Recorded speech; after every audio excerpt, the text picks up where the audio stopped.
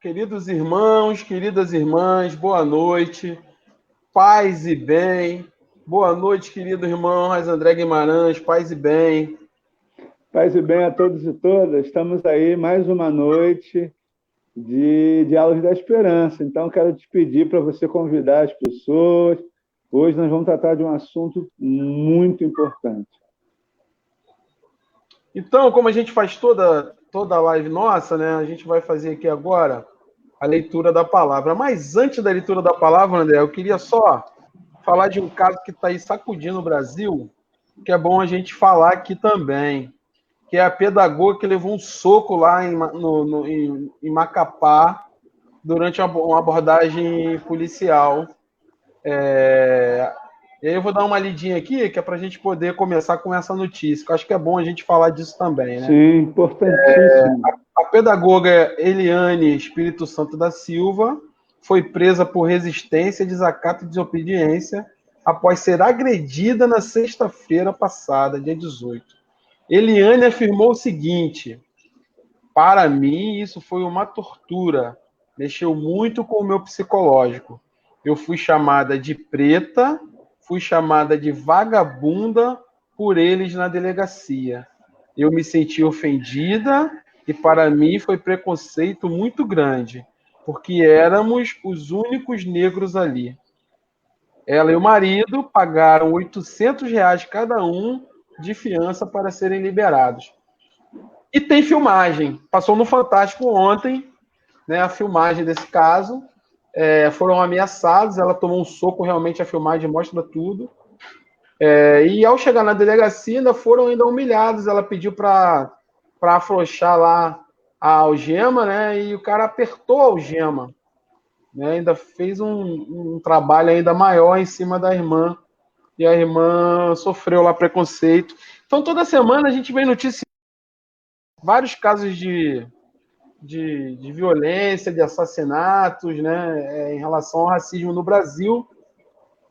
E eu acho importante a gente estar assinalando e dizer o seguinte, cara, já passou da hora de nós nos posicionarmos em relação a essas coisas, né, de forma dura, porque não temos mais espaço para isso na sociedade brasileira. Mas para o nosso papo reto de hoje, para a gente iniciar a live, né, a gente vai falar aqui um trechinho da Bíblia que diz o seguinte, que é o Mateus 25, 36. Estava nu e vestiste-me, adoeci e visitaste-me, estive na prisão e foste me ver. Papo reto, irmão André. Jesus está falando aí daqueles que assumem a condição de ir ao encontro daqueles que estão em situação de vulnerabilidade, em situação de sofrimento, né? Esse papo aí é um papo de alegria de Jesus, mas tem um outro lá que diz que não conheço vocês, né? Apartai-vos de mim. Então, hoje a gente pegou leve no papo reto, né? Hoje a gente está amoroso, uma fala amorosa, mas há um convite, há uma exigência da palavra de Deus de compromisso com aqueles e aquelas que estão privados de liberdade. Então, hoje a nossa conversa... Hoje o evangelho da igreja católica, né, que é usado também aí na liturgia comum das igrejas, fala sobre a visita de Jesus a Mateus, né? E aí o pessoal criticando porque Jesus estava lá no meio de cobradores de impostos, disso, daquilo, e Jesus diz uma coisa muito bonita, né? Eu vim para os doentes, né? Eu vim para aqueles que precisam. Eu vim para estar do lado dos necessitados. É mais ou menos isso. Ele não falou tudo isso, mas é isso que a gente precisa entender. Né? Então, Jesus não discrimina. Jesus não trata mal o outro porque ele é diferente ou porque ele é aquilo que, às vezes, nós não temos como modelo para a sociedade, que é um modelo que a gente cria na nossa cabeça e acha que todo mundo tem que ser igual que a gente acha que é. Então, há necessidade da gente parar e pensar nisso. Né? E hoje a gente vai falar de uma situação muito delicada que o nosso país passa, né? Uma situação muito delicada que em vários lugares do mundo acontece, que é a situação dos irmãos encarcerados. Então, hoje o nosso tema é Estive preso e me visitaste, né?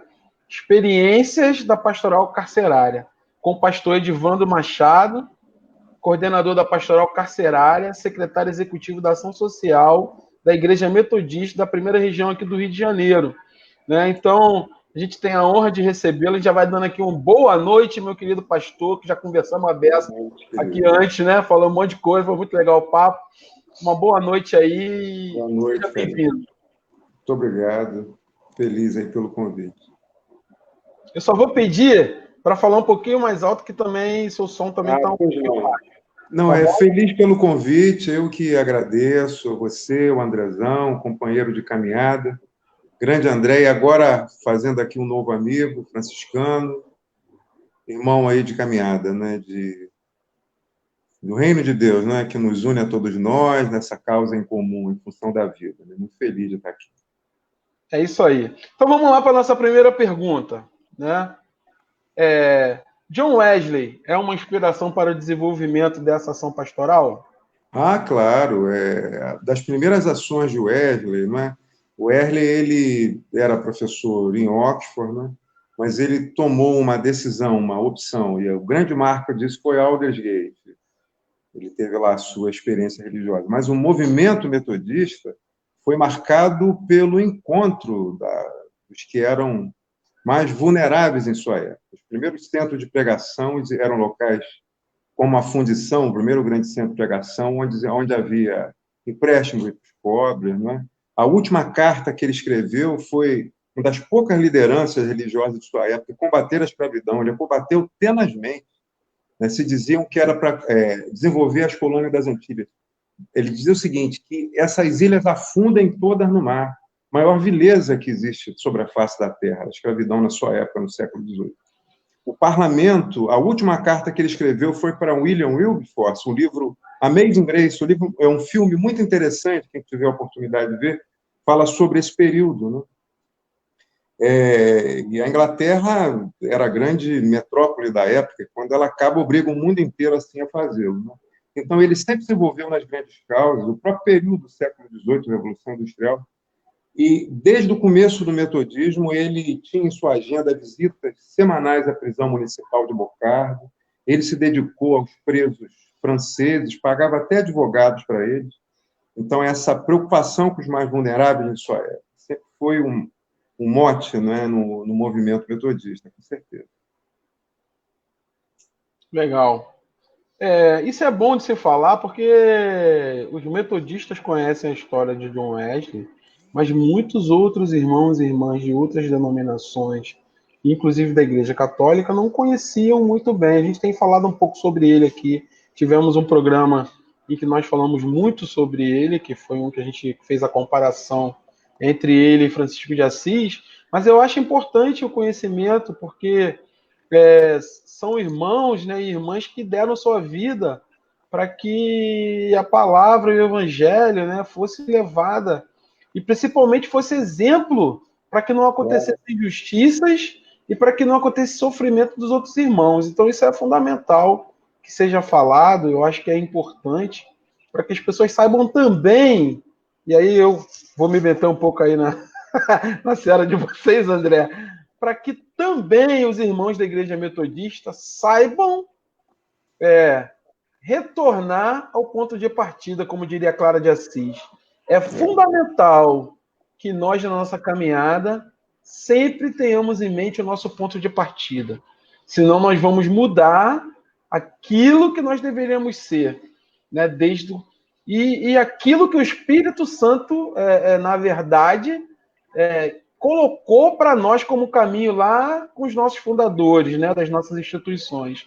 Então é fundamental que a gente aprenda e escute sobre esses fundadores e sobre essas pessoas para que a gente não perca o ponto de partida, né, e não fique falando aí um monte de impropério, agindo de forma completamente diferente. Se você não coaduna com aquilo, papo reto agora, André, se você não coaduna com aquilo que o seu fundador e aquela pessoa que criou aquela instituição que você está fazendo parte colocou lá no começo, você tem que sair fora, irmão. Tem que ir para outro lugar. Porque você não está no lugar correto. Ou buscar estudar e tentar trilhar o caminho que tem que ser feito. Não sou metodista, não, mas eu estou só aqui dando um papo correto, porque eu também faço isso com os irmãos franciscanos, entendeu? Fala a mesma coisa. Não adianta, irmão. Eu falo para o cara assim, como você vai ser franciscano dizendo que é a favor de todo mundo andar armado? Não tem como. Então é necessário que se volte lá no ponto de partida e se veja uma história tão linda como essa que o pastor contou aqui agora falando da questão do combate à escravidão, né? Isso é fundamental. Como é que nós vamos ter uma igreja que é fundada a partir disso e que, de repente, muitos não se engajam na luta antirracista? Não pode, né? Então isso é importante. Quer falar alguma coisa, pastor? Não, é porque o grande exemplo de Wesley, ele foi um avivalista. A gente sempre fala em avivamento, eu sei que na Igreja Católica tem um movimento carismático, mas o avivamento, segundo Wesley, gera compromisso social, né? E uma visão crítica da realidade, né? Então, esse é o grande exemplo, né? Ele foi um avivalista com profundo compromisso social, né? Ele era professor na Universidade de Oxford, mas a Enciclopédia Britânica chegou a dizer o seguinte: ninguém fez mais pela educação e cultura no século XVIII do que o Wesley, né? Ele pegava os grandes livros da literatura, da filosofia, resumia e dizia que os pregadores deviam ler, não é? Ele socializava o conhecimento, a informação. E quando você diz aí que em Jesus ele não discriminava, eu acho, irmão, sim, não discriminava, mas eu acho que Jesus, além disso, ele optava por aqueles que a sociedade excluía, né? Para quem ele disse amém? Disse para o samaritano, para a mulher cirofenícia. A mulher cirofenícia designava a religião daquela mulher, não é? Ela era sincrética até a alma. Jesus vê virtude nesse povo. Oficial romano, nunca vi tamanha fé, nem em Israel, né? Então, mulher, o judeu agradecia a Deus todo dia por não ter nascido nem gentio, nem mulher, né? E mulher sempre foi a grande parceira, a grande anunciadora do evangelho, a mulher samaritana, e as mulheres que caminhavam com ele, né? Então, eu acho que o evangelho, ele, segundo Cristo, o evangelho não segundo o evangelista que a gente liga à TV, mas segundo Marcos, João, Lucas, né? Aqueles camaradas lá do século I, né? Não é? Se a gente volta para ler esses nossos amigos lá, a gente vai ver verdades assim essenciais. Quem é esse indivíduo que ele diz amém? O que ele representava naquele contexto, naquela realidade histórica específica, né? Precisa de muita coisa, ler com simplicidade, não é? E entender um pouquinho do fundo histórico, a mensagem ela salta diante dos olhos da gente, né? Muito rico, muito rico. Mas vamos lá. Como surgiu a pastoral carcerária na Igreja Metodista do Brasil? Olha, irmão, a gente tem esse passado histórico de Wesley. Aqui no Brasil, no Rio de Janeiro em específico, a informação que eu tenho é que há 70 anos atrás a igreja de Vila Isabel frequentava presídios, ia, evangelizava e tal. É um único dado histórico que eu tenho. Infelizmente, eu acho que é uma característica, o André é historiador, sabe melhor que eu, a gente tem muito pouco, a gente relembra muito pouco do passado, né, André? A gente tem muito pouco memória histórica, né? Mas eu estou na pastoral desde o ano de 2000, não é? E logo no começo eu procurei estar dentro dos conselhos que fiscalizavam a execução da pena. Eu entendo que o evangelismo que a gente tem assim mais tradicional, e lá fala Jesus muda, Jesus.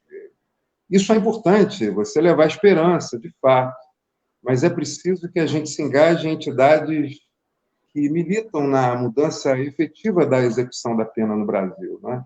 Eu participei do Conselho da Comunidade, eu fui da Comissão de Direitos Humanos do AB, né? São órgãos que, de uma certa forma, é a nossa causa em comum, a defesa da vida, né?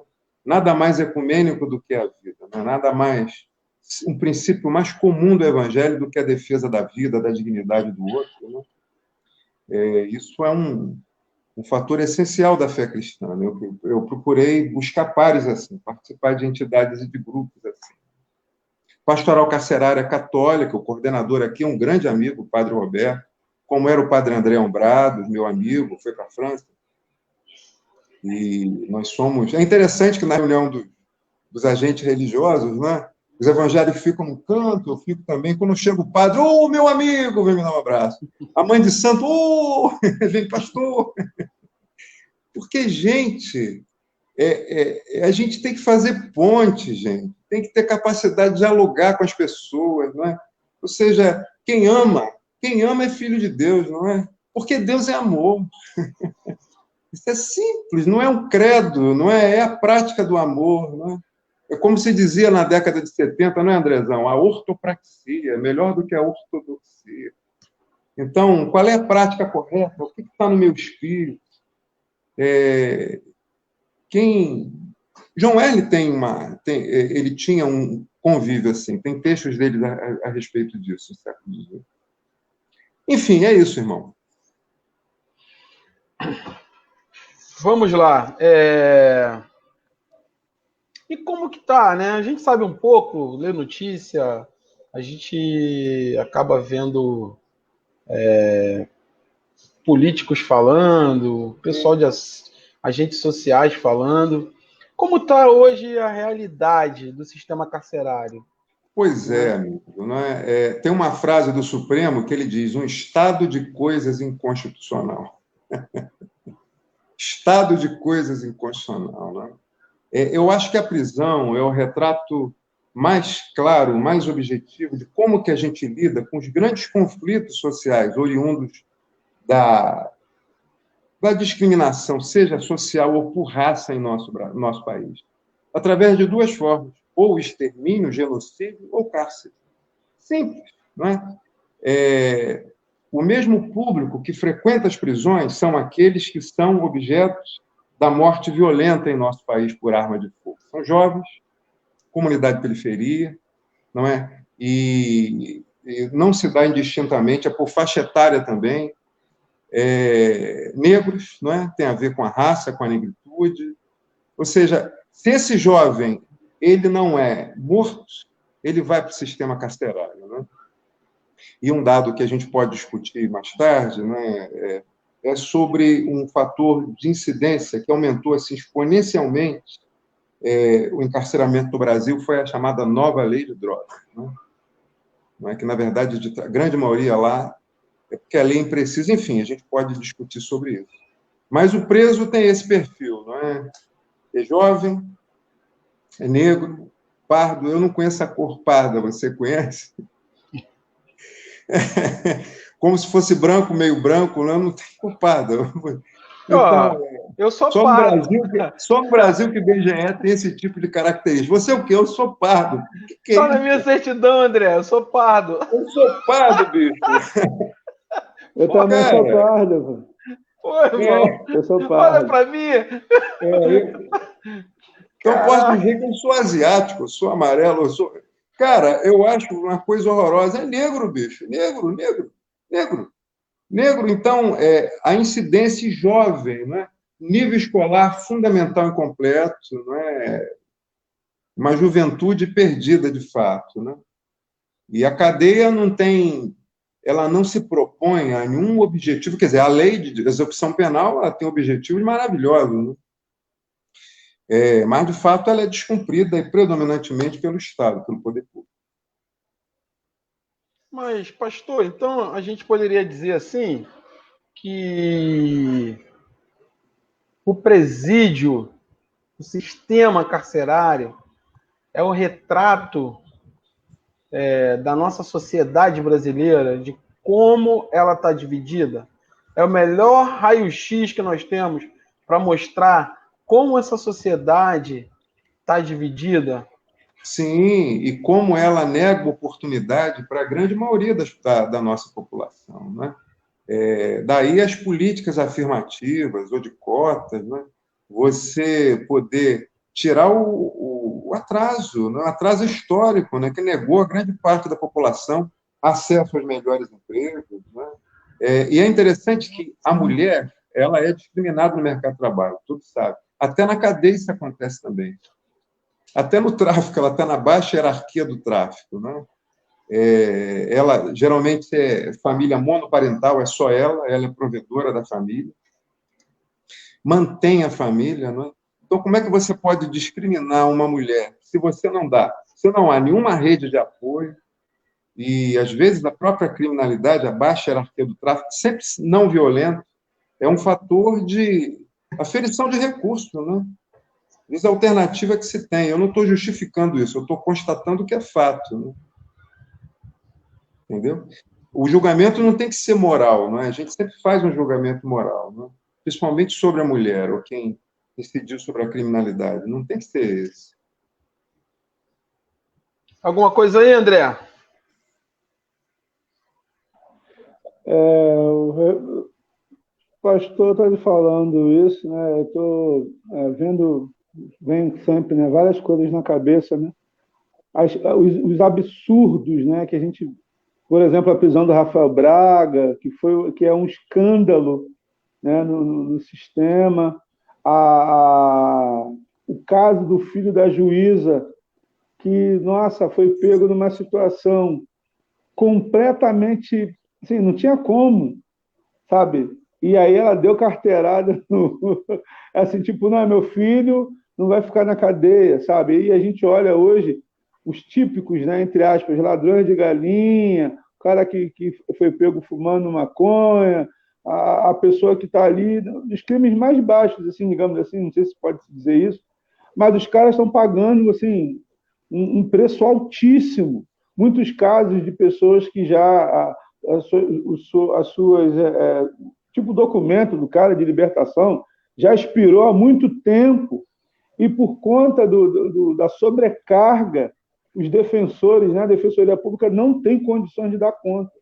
E o sistema prisional, é importante a gente lembrar que cada pessoa ali dentro custa um dinheiro. Muito. Cada pessoa custa um dinheiro. E aí, prender, né, hoje, obviamente, é algo muito rentável, né? Não, e nos Estados Unidos, as principais empresas que operam, né, que são empresas privadas, têm ação aberta na Bolsa de Valores. Né? Como dizia Zaffaroni, né?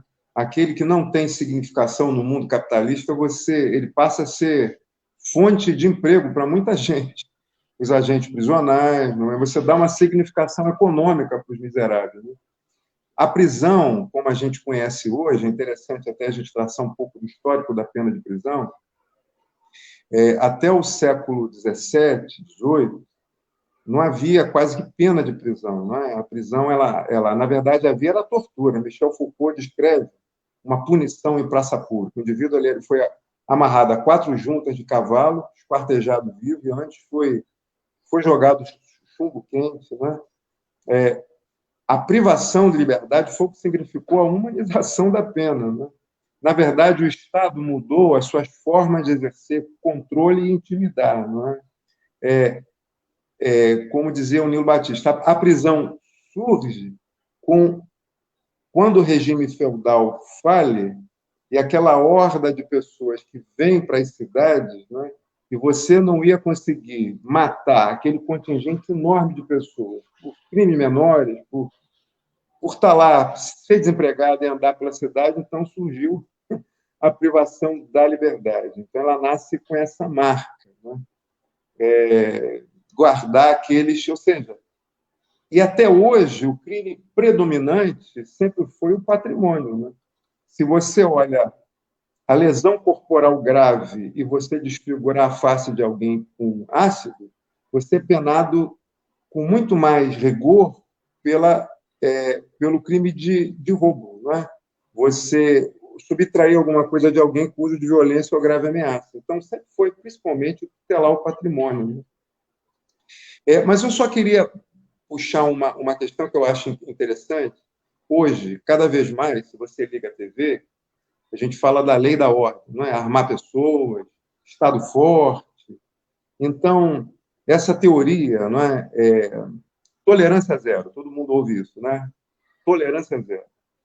Isso veio, é chamada teoria das janelas quebradas, é uma teoria penal, interessantíssima. O grande expoente disso foi Nova York, na década de 90, o prefeito Giuliani. Então, basicamente, essa teoria diz o seguinte: se alguém quebra a janela, você deixa ela quebrada e não reage, ele vai roubar a tua porta. Tudo bem. Mas eles só querem importar para o país a resposta penal. A grande questão é qual era a realidade social e econômica nesse período dos Estados Unidos? Era a época do pleno emprego do governo Bill Clinton. Não havia desemprego. A criminalidade diminuiu, porque não havia desemprego. O Giuliani fez atividades culturais em toda Nova York, que incluiu os jovens. O César Maia tentou fazer isso, um arremedo com as lonas culturais na década de 90. Mas no Brasil é sempre pela metade. A gente só quer importar a resposta penal, o rigor. Não é? Leis mais rigorosas. É a função simbólica do direito penal, que não vão ser cumpridas. Né? A questão não é a pena rigorosa, mas é a certeza da punição. Você ter uma polícia preventiva que age de forma preventiva, não é? Você conseguir, em tempo real, entender onde é que está a mancha criminal, você tem instrumentos até de controle da polícia, a corregedoria não tem que ser feito pelo próprio policial, né? Mas também pela sociedade. Né? A polícia tem que ser uma polícia cidadã, não é? Fazer parte da própria comunidade. Né? Ela não está lá só para garantir o patrimônio, mas também o bem-estar do cidadão. Né? Então, são diferentes causas. Né? Então, pastor, em cima do que você falou aí um tempinho atrás, Sim. Sobre a questão dos presídios privados, que nós já temos aqui no Brasil, né, alguns presídios que são privados, né?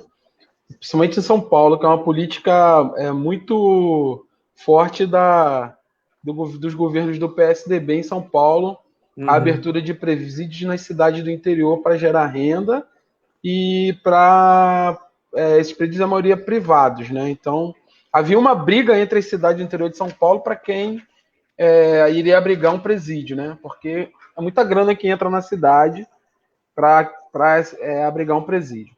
E aí eu assisti numa série no Netflix chama Billions, que fala dos caras que trabalham com o mercado financeiro. Vai ter um julgamento, só para dar uma elucidação no que você falou, vai ter um julgamento e o juiz ele manda prender o garoto, um garoto preto de um bairro lá daqueles, não sei se lá de Nova York, aquele bairro lá que tem os negros lá, e aí ele manda prender. E aí depois Brooklyn. Hein? Brooklyn. Eu acho que é. Aí, Brooklyn ou Queens? Eu não sei, agora eu não me lembro. Aí o cara chega e fala assim... Aí os caras estão fazendo pesquisa. Tem um cara que é um procurador, ele começa a fazer uma pesquisa sobre aquele caso. Quando ele vai ver, o juiz manda cumprir a pena num presídio numa cidade distante e abessa, que não tinha nada a ver. E aí descobrem exatamente que esse juiz tinha uma quantidade enorme de ações desse presídio, desse grupo que tinha esse presídio. Então, o cara legislava em causa própria na prisão. Quer dizer, e a gente sabe hoje, através também de um outro documentário que agora não me lembro o nome, a questão dos presídios americanos que foram privatizados e você os enche de negros, de latinos, né, para que você possa ter o rodízio do dinheiro ali e essas empresas... Nos Estados Unidos tem uma característica interessante da justiça. Muitos juízes e promotores são eleitos. E quem geralmente vai votar é a classe média branca. Então, qual é o público que ele tem que atender? Não é? Essa é a questão. Não é? Mas o problema do presídio privatizado no Brasil é quem que vai pagar a conta disso? É o Estado, gente. Então, se você vai fazer um presídio de primeiro mundo para dar para a iniciativa privada, o empresário não vai estar lá se ele não cobrar muito. Então, você só vai inflacionar mais o preso por preso, né? O preço do preso por preso. O Estado pode fazer isso bem. Né? Eu estava vendo um dado da CPI do sistema carcerário de 2012, só no ano de 2012, o valor estava na ordem de 12 bilhões de reais para o sistema carcerário. Era um valor assim, estratosférico. Né? Estratosférico, né? O valor que só o governo federal empenhava. Então, o custo preso é muito alto. Agora, o que é preocupante é que você gasta muito para nada, porque a taxa de reincidência chega a 70% a 80%. Né? Então, A pena de prisão ela tinha como objetivo básico você punir retributivamente, o mal do crime pelo mal da pena, mas na mesma proporção do mal cometido, né? O direito penal, ele é o único direito que ele priva a tua liberdade, né? Se você vai de encontro a um bem, o direito penal ele tutela os bens mais importantes da sociedade, a função principal, primeira do direito penal. Se esse indivíduo vai de encontro a um bem tutelado, você pode ser privado da sua liberdade. Mas ele não tem só esse objetivo. Teoricamente, pelo menos no papel, seria reintegrar uma falácia. Né? Isso vem da sociologia americana. Como é que você vai integrar alguém que nunca se integrou ao convívio social? Né? Mas seria prover ações através das assistências, e a lei de execução penal descreve várias, né? Para que esse indivíduo tivesse instrumentos, né? Para se integrar ao mundo livre através do trabalho e o cumprimento progressivo da pena, do regime fechado, semiaberto ou aberto, para que esse indivíduo fosse se readequando ao convívio social, sair de uma instituição total, isolamento absoluto, né? Só que isso tudo é descumprido, ou seja, você gasta muito para esse indivíduo, 80% dessa população vai voltar para o sistema. Ou seja, ele entra para sair numa versão piorada. Então, você falar mal da prisão não quer dizer você pregar impunidade, muito pelo contrário.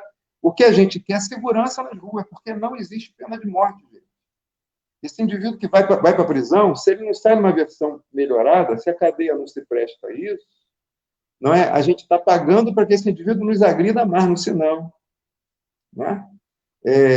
Para que ele incida, não é, de forma até mais violenta, mais qualificada, no que diz respeito à criminalidade. Então, a cadeia ela tem que cumprir o seu objetivo. Né? Teoricamente, em lei. A lei de execução penal ela tem pontos muito interessantes. Mas ela foi feita antes da Constituição de 88, que criou diferentes mecanismos de controle social. Né? Ela tem até um caráter assistencialista, mas o Conselho da Comunidade foi um dado muito importante. E eu participei de outras versões do Conselho da Comunidade no Rio. Né? Hoje existe. Hoje aqui no Rio existe. Não é? Mas ele um período muito rico, né? Ecumênico, um período maravilhoso. Né? Agora, veja só, você veja, quando vocês olham para a prisão, qual é o objetivo da pena de prisão disposto na lei? O objetivo da pena seria punir retributivamente, principalmente reintegrar esse indivíduo ao convívio social, não é isso? Agora, olha para a arquitetura prisional. Você quer entender o sistema? Qual é o real objetivo da pena de prisão? Se você, num presídio, não tem espaço para atividade laborativa, de trabalho, né, para atividade educacional, se a arquitetura prisional não propicia isso, o que você vê lá? O arita. Então, a arquitetura prisional, ao contrário do que está disposto em lei, nos diz qual é o real objetivo da pena de prisão. E qual é? Isolamento social.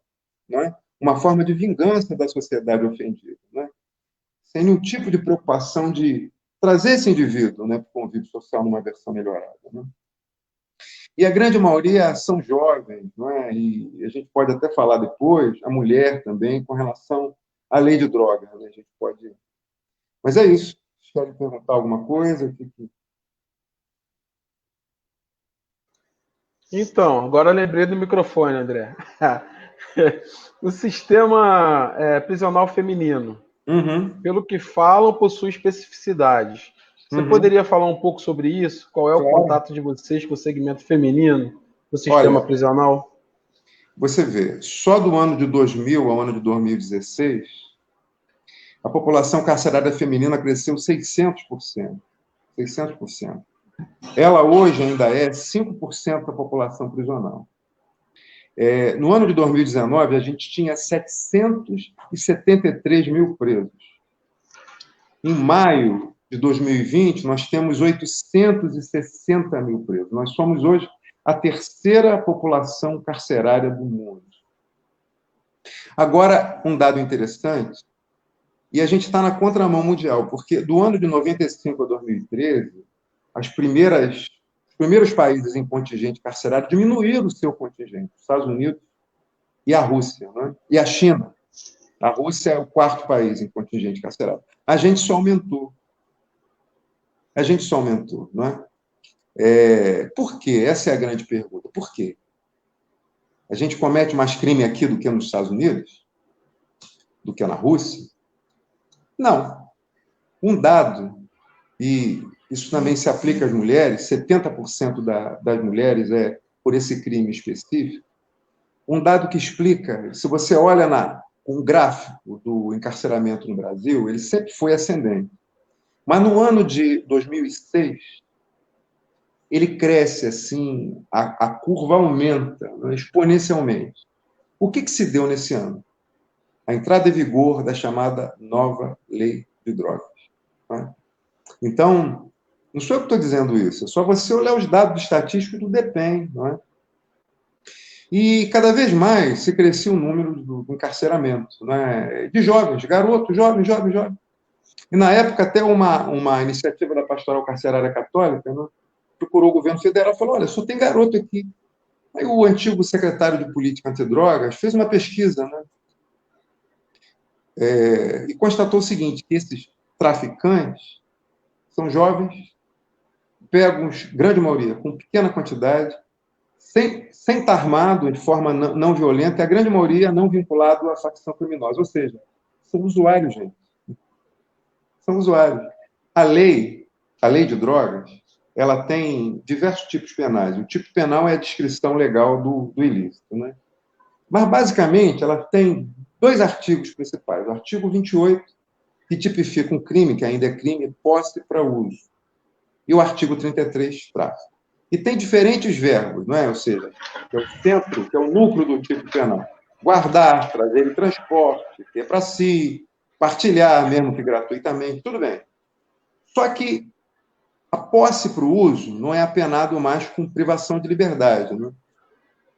O Supremo, eles chamam, não houve a descriminalização, segundo o Supremo, houve a despenalização. O juiz dá uma bronca.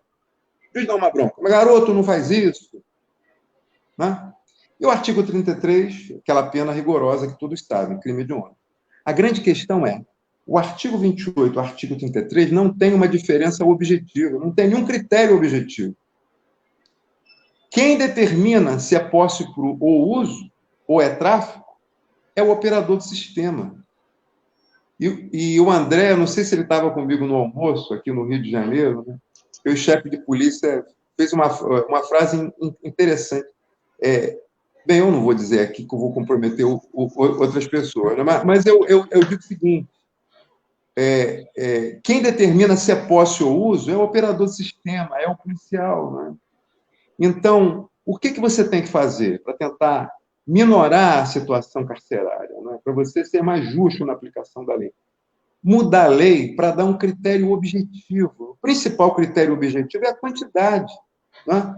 A distinção de um tipo penal para outro é muito subjetiva. Então, é lógico que você sempre, nunca vai prescindir, não é, do testemunho, do policial, tal. Mas ele é humano, né? Ele também é imbuído de preconceito, não é? O policial, preconceito, ele acha na cabeça dele, ouve isso. O André ouviu também, né, de um ex-chefe de polícia do Rio de Janeiro, o seguinte, na cabeça do policial, aquele garoto vai financiar a bala que vai matá-lo, né? Então, é só você olhar a igreja evangélica, tanto preconceito hoje, né? A gente tem mais preconceito que evangelho, né? A gente parece que deixou Jesus de lado, né? Não é o Jesus, como eu disse, segundo João, Marcos, Lucas, né? Então, a gente precisa, nunca vai prescindir do testemunho do policial, ele que operou, que estava lá de fato na operação, mas você tem que dar um critério objetivo, não é, para distinguir esses 2 tipos penais. Né? E eu vou além, eu acho que, para mim, o mais importante é o que está disposto na legislação portuguesa. Né? Você descriminalizar o uso do uso da pequena quantidade. Descriminalizar não é legalizar. Descriminalizar, por que eu digo isso? É tornar a posse para o uso um ilícito menor, de ordem administrativa. Né? Em Portugal é assim. Se o indivíduo é pego, eles chamam de dia-uso, determinada quantidade de maconha, e mesmo cocaína, é uma comissão da área de saúde que vai cuidar desse indivíduo, apontar caminho. Né? Não é uma ação, ou seja, a droga é uma questão de saúde pública, não policial. Né? Se você olha as apreensões, não é, da polícia, nunca está o tráfico transnacional, não é? É sempre o varejo, é sempre o garoto, é sempre o menino, não é? Da comunidade, pobre, sem oportunidade, é a mulher, e mulher sempre ela é a grande provedora da família, pega sem arma, não é? Então, a lei só está criminalizando cada vez mais a miséria, não é? Então, para mim, o primeiro, eu acho, uma alternativa. Criminalizar o uso, ou seja, que seja um ilícito administrativo, para quê? Para que uma comissão da área de saúde, não pode ter até profissional do direito, mas como é em Portugal, assistente social médico, que vai dar a pseudo-punição, né? Que nem é punição. O que é um ilícito administrativo? É uma multa de trânsito, né? Então, digamos assim, é uma forma alternativa, não é legalizar, é o que eu defendo. E eu falo isso, gente, eu fico tranquilo de falar aqui, porque eu falo isso na igreja, o André sabe, né? Eu falo isso para as mulheres da igreja, e elas entendem, não é? Elas entendem, o grupo entende, as pessoas entendem, não é? Eu também não queria que um filho meu usasse droga, se bem que droga, qual é a droga lícita e ilícita? Uma decisão política, né? Você pode beber e matar a mulher, não é? O cara que for maconha, dificilmente ele mata a mulher, ele fica morgado ali no canto. E você quer ver uma questão de inteligência, o cigarro. Há 30 anos atrás, você associava cigarro com esporte, todo mundo fumava. Hoje, é falta de educação você fumar em certos ambientes, tem muito menos fumante. Se proibiu o cigarro, não. Houve campanha na área de saúde pública de malefício do cigarro, ponto final. Quem quiser continuar fumando, fuma, não é? Então, eu só acho que é uma questão de bom senso. Eu acho que o policial tem que ser reservado para atividades mais nobres, não é para o grande crime. Você vê, a lei de lavagem de dinheiro nesse país é recentíssima, não é? Você usa a polícia só no crime de rua, no varejo. E a grande criminalidade? É a lavagem do dinheiro, não é? São leis recentes, né? Mas, Você nunca pastor, pegou o andar de cima, né? Sim. Mas, pastor, então, no caso, você falou aí dessa questão dessa lei, eu acompanho um pouco sobre isso. A gente lê uma coisa aqui, outra ali. Na verdade, o que está sendo feito é você tirar esses jovens negros periféricos de circulação e colocando eles nos presídios e nas instituições corretoras do Estado, que também não vão corrigir nada e que eles vão acabar voltando para... Então, mais uma vez, fica demonstrado que no nosso país, né, a criação das leis, a legislação de um modo geral e a forma como a polícia as instâncias de segurança trabalham, elas trabalham de uma forma que levam a negritude para a cadeia. Não, e uma outra coisa, irmão, uma coisa importante que a gente tem que pensar nas estatísticas da violência em nosso país, não é? Se constata o seguinte: a polícia mata, e mata muito jovem negro, mas o policial que mais morre é o policial negro. Sim. Então, eu só acho que a polícia tem que ser usada com mais inteligência, não é? Aqui a gente não está pregando a impunidade, a gente só está pregando o bom senso, não é? E a humanidade, não é? Todo mundo quer uma sociedade mais justa, que não haja preconceito de raça, que todos tenham oportunidade, mas do jeito que está, não dá.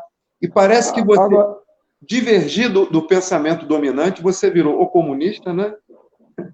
Ou filho do diabo. Agora, pastor, me diz uma coisa. Sim, querido. Só para poder a galera que está ouvindo aí, né?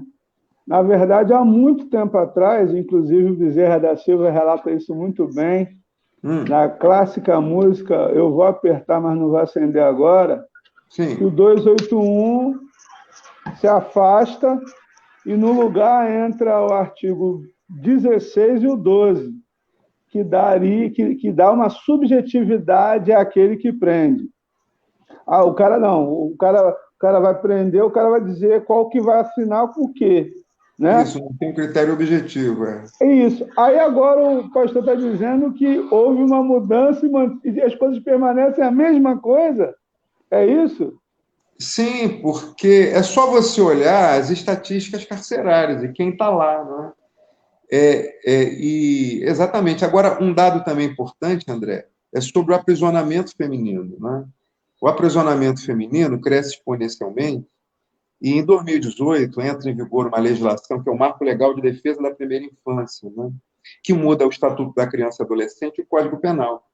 E determina o seguinte, que as mulheres presas por crime não violento, mas que elas estejam ou grávidas, ou que estejam aos seus cuidados filhos de até 12 anos, ou portador de alguma necessidade especial, pode ser substituído essa prisão provisória, o preso, e a prisão provisória, a prisão preventiva no Brasil é a regra, ou seja, antes de se transitar o julgado da sentença, a grande maioria responde preso, responder isso em liberdade.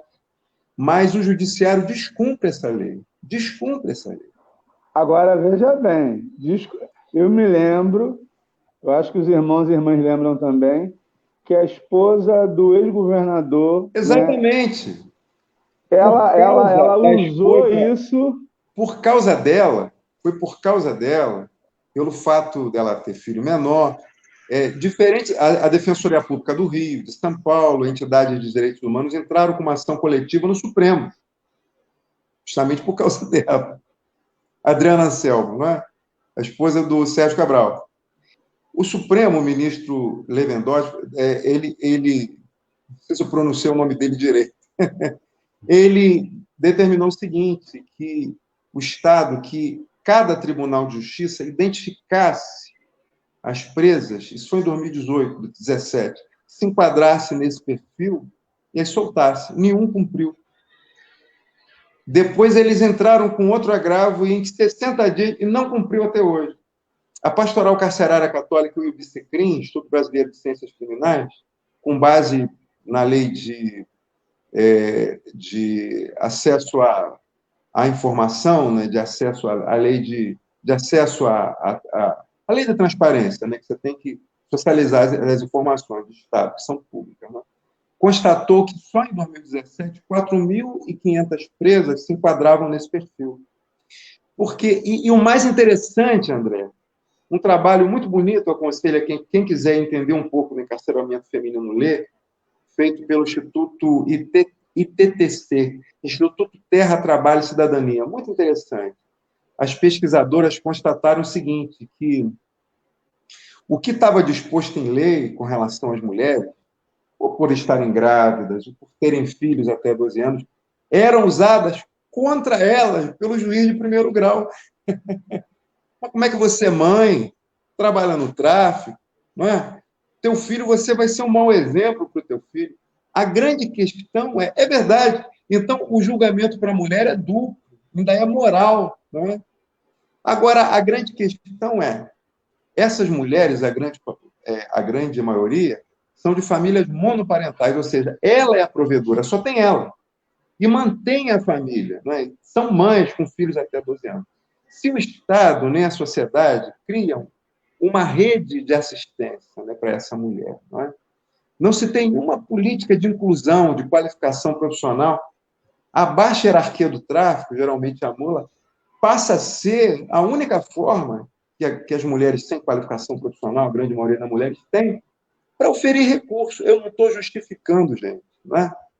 Eu sei que tem muita gente que está na pobreza e que não fez isso. Eu só estou constatando, não é? Então, o julgamento não tem que ser moral, não é? Até porque, se a gente, somente a igreja, quem diz que é discípulo de Jesus, Jesus acolhia, né? Esse era o público que ele mais acolhia. Mulher cirofenícia, gente, mulher samaritana. Você vê, o Flávio José nos diz o seguinte, que no século I, na época de Jesus, todo sacerdote ortodoxo ensinava a lançar uma maldição sobre Samaria. Eu te amaldiçoo o nome do Deus de Abraão, de Isaac e de Jacó. E Jesus, esse povo ruim, mestiço, de religião mesclada, que era o samaritano, Jesus deu como exemplo da verdadeira vivência da lei, amar Deus e o próximo. Foi o samaritano, gente. Jesus está dando um tapa no rosto de todo mundo, né? O diálogo dele com a samaritana, a mulher cirofenícia. Então, quem são os samaritanos hoje? É a população carcerária, não é? São aqueles que, não sei, cometeram lá uma falha diante do caminho, ou não tiveram oportunidade. Eu não sou ninguém para julgar, né? Ou seja, é essa gente que tem que ser acolhida, né? Mas, pastor, Essa gente que é sinal do reino de Deus. Mas vamos falar assim de uma coisa mais assim intimista, vamos ser assim. A gente está falando de lei e tal. Essas presas e esses presos que você teve contato ao trabalhar com a pastoral, que você chega lá, dentro daquele presídio fétido, né? Um local insalubre, que estão assim numa situação às vezes que já podem até sair, alguns já poderiam estar até fora e não tem advogado, não tem ninguém. Como é que eles recebem a visita de um pastor, de um agente da pastoral carcerária? Como é que essa pessoa, como é que é essa pessoa que sabe que já podia estar fora, que sabe que tem uma lei que podia estar sendo trabalhada a favor dela, que está lá injustamente? Como é que é essa pessoa? Assim, não está no script essa pergunta não, mas a gente deu aqui na minha cabeça agora de falar e perguntar. Como é que é isso? Recebe com muita vontade de ouvir, não é? Eu costumo comparar, né, com Jesus. Ele disse que na terra de Galileia dos Gentios, na terra de escuridão, nasceu grande luz, né, de ausência de luz. Então, a gente é portador da luz. No local de negação da vida, você anuncia a boa nova do Evangelho, né? E a boa nova do Evangelho, né, quando Jesus... o que é o reino de Deus? Né? Tem toda essa perspectiva do que está além de nós, a parousia, a segunda vinda, né? A Nova Jerusalém, como descrito em Apocalipse, que ela vai ser quadrangular. Não é? Quadrangular por quê? Não é porque Jesus salva e batiza com o Espírito Santo, que nem algumas igrejas dizem. Quadrangular porque o quadrado tem uma forma igual, ou seja, vai haver igualdade. O profeta Isaías, que é o profeta, mais do que nunca, o profeta messiânico, que diz que quando o Messias viesse, o leão e o cordeiro ia pastar na mesma grelha. Ou seja, inimigos naturais estando juntos, espadas transformadas em arados, instrumento de morte transformado em instrumento de paz. Martin Luther King, na famosa Eu Tive um Sonho, usa esse texto como referência. Então, o reino de Deus é a superação de contradições, ou seja, mas isso demanda também eu me mirar nele e tratar o outro como irmão. Né? Jesus veio dar o exemplo de inclusão, de misericórdia. A igreja primitiva entendeu assim. Né? Então, só para te dar uma resposta, estou me alongando, eu quero dizer o seguinte. Para mim, o que mais significa... O preso te acolhe com muito carinho. O reino de Deus é a ministração da Eucaristia. Porque os pastores geralmente usam a Eucaristia como instrumento de exclusão moral, né? Chutou gato, não pode participar da Eucaristia. Não deu dízimo, não participe da ceia do Senhor. Agora, gente, pelo amor de Deus, a ceia é um símbolo de inclusão. O judeu, ele não comia com o gentio, né? Jesus comia com todos. Né? A ceia significa inclusão de todos, nessa grande mesa universal onde todos vamos estar juntos, sem separação de raça, classe, credo. O Cristo que nos une a todos. A igreja primitiva, o apóstolo Paulo diz que em Cristo não há macho, nem fêmea, judeu nem grego. Todos são um em Cristo. A igreja de Antioquia tinha uma liderança plural. Simão, o Níger, o negro. Paulo, que era o homem das letras. O Colácio de Herodes. Colácio era irmão de leite, o homem da aristocracia. Unidas em Cristo. A igreja primitiva encarnou esse projeto. Então, a ceia é você levar o símbolo da inclusão para aqueles que a sociedade exclui. Eu não consigo fazer um culto sem administração da ceia. Para mim, ali é o Cristo que está mais presente, incluindo a todos. Aí eu costumo dizer, se você, gente, não é digno de participar, eu quero dizer que eu não sou digno de celebrar. Isso aqui é uma assembleia de indignos. O que nos torna digno é o sangue do Cordeiro, o mérito é dele. Ninguém aqui tem mérito próprio, não. A gente está aqui por um mérito de outro. A gente só decide caminhar, não é? Decide pelo bem, decide pela paz. Não é? Limitado como somos, não é? Mas, então, eu acho que no presídio, a administração da ceia, ela se dá de forma absoluta da inclusão, da misericórdia, do amor, desse novo projeto de sociedade instaurado em Cristo. Isso, para mim, é o significado do reino de Deus, não é? Quando Jesus, em Lucas, no começo do seu ministério, ele diz que ele veio anunciar o ano aceitável do Senhor, que era o ano do jubileu, né? Onde as dívidas eram perdoadas, onde havia misericórdia, perdão e aceitação. E a gente sempre espera um ato miraculoso, uma intervenção. E a intervenção miraculosa é eu me converter a esse projeto e dizer sim, não é? Ele já deu o exemplo, né? A grande conversão, o grande milagre tem que se dar aqui na nossa consciência, se converter ao outro, a vida, a inclusão, a bondade, a aceitação. Mas a gente é muito acolhido, né? E eu acho que no presídio, para mim, que a Eucaristia tem um significado muito profundo, você ministrar o símbolo da inclusão, não é? E chamar o outro para o convívio fraterno e amoroso. Todos são aceitos em Cristo. Não é? E esse é o grande sinal de aceitação, de inclusão no reino, que é aceito. É interessante, porque a gente tende a desumanizar, né? E algumas pessoas transformam também, falam outra palavra, coisificação. A gente acaba transformando essas pessoas em coisas. A gente esquece que ali tem alguém como nós, com os desejos, sofrimentos, né? Com uma história, com uma fé, né? Com tudo, com o sagrado dentro deles também, né? O corpo é o templo do Espírito Santo, está lá também escrito. E a gente tende a esquecer isso. E o que eu acho é que, por exemplo, nossas igrejas estão lotadas de homens da lei, advogados, pessoas que estão nesse caminho. Nossas igrejas tinham condição de fazer um grande multirão para ver quem podia, quem pode sair, quem não pode, o que a lei. Sabe? E eu fico olhando, são poucos aqueles que se levantam para essas coisas por achar exatamente isso que você já falou aí, que o cara é pecador, que ele é isso, que ele é aquilo, que ele tem que pagar.